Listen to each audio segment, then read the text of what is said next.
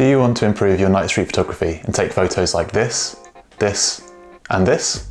Then this video is for you. So firstly is the settings. This is how I set up my camera for night street photography.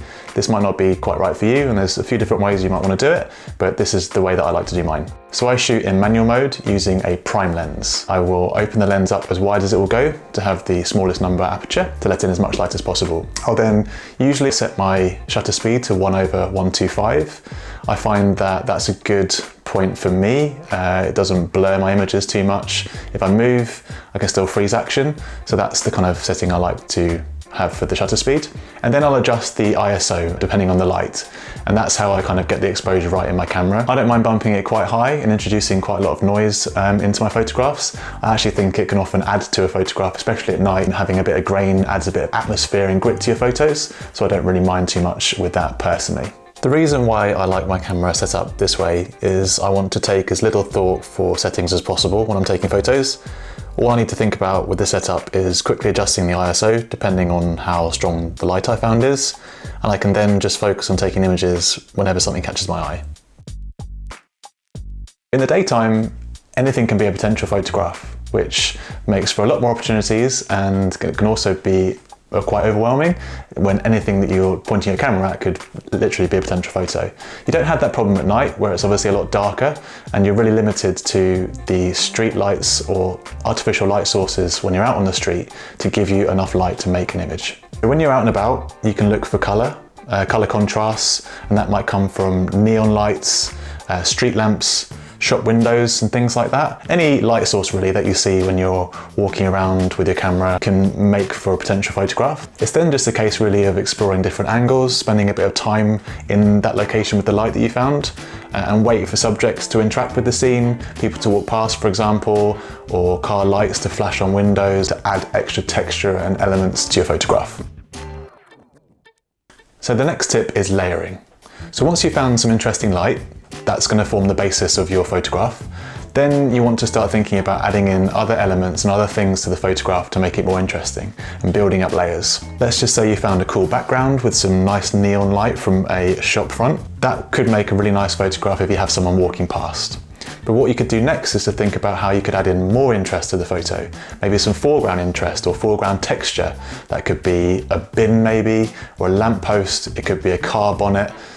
Just something to then add an extra bit of visual interest to your photo that will really elevate your image and make it much more interesting and engaging for the viewer. So for example, in this photograph, I found this cool shop front. It had a nice light, a nice color. And then I thought, okay, cool, all I need now is to build on this to make the photo even better. There was a cool sports car parked out front, so I used the bonnet then to reflect a bit of light, add a bit of visual interest and texture to the foreground. And it was really then a case of waiting for the right subject to come through. So I spent a bit of time there, waited for a few people to walk through until the right subject for me walked through, a nice expression on their face, lovely light, and it all came together to a really nice photograph.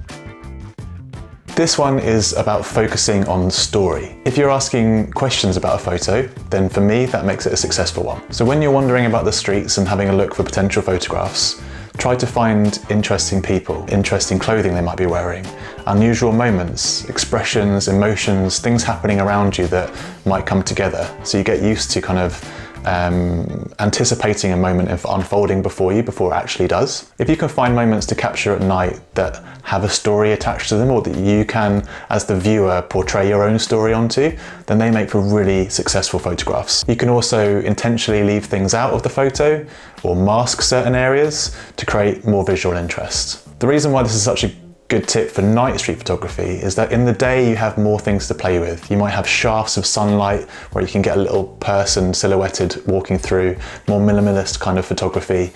You have lots of other different options available to you because of the light everywhere.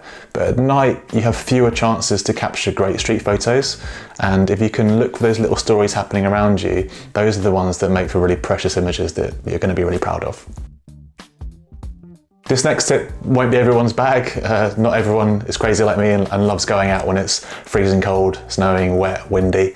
But I think it's a really great way to give you a really good chance of taking interesting street photographs at night. It's just going out, in the cold, in the rain, and seeing what you can find. When it's been raining, the street surfaces are slick with water. You know, the pavements, the roads, there might be puddles, there might be light reflecting and things like that.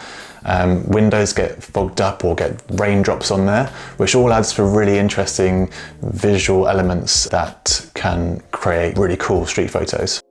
Following on from one of the earlier tips, when you add rain to an image or bad weather and atmosphere, it can really build on the story, and that's a really strong thing to have in your photos. Also, when it's raining out, people often will carry around umbrellas, which are really interesting objects.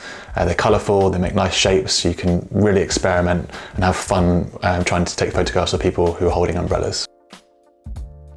It really pays to try and slow it down when you're out taking street photographs at night. Depending on how you decide to have your camera set up, if you are using a low shutter speed, maybe you have steadier hands than mine and you're using a shutter speed of 1/30 of a second maybe, the chances of you making a blurry image are stronger. You might be happy with that and you might want to experiment with some motion blur, and that's great, but if you're looking to capture kind of sharper images that freeze motion, then try slowing down. And when you slow down, you can really observe a location. You can look for moments, you can watch the comings and goings of people, how they interact with the scene or how they move through a pool of light. And when you do that for a while, you can start to really hone in with what's happening around you, and then you can really start to predict or at least anticipate moments before they happen in front of your eyes. My next tip is to try a longer focal length. When you're using a longer focal length, you can stand further away from your subject or what you're taking photographs of, which is quite a good thing at night. You know, people are hyper aware of things that are going on around them at night for obvious reasons.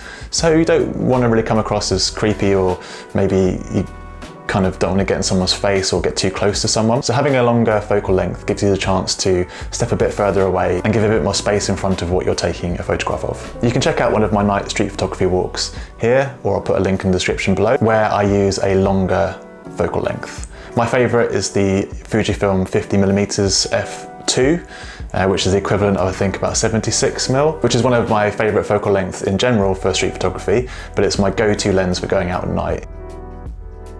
And a quick side note on editing your night street photos.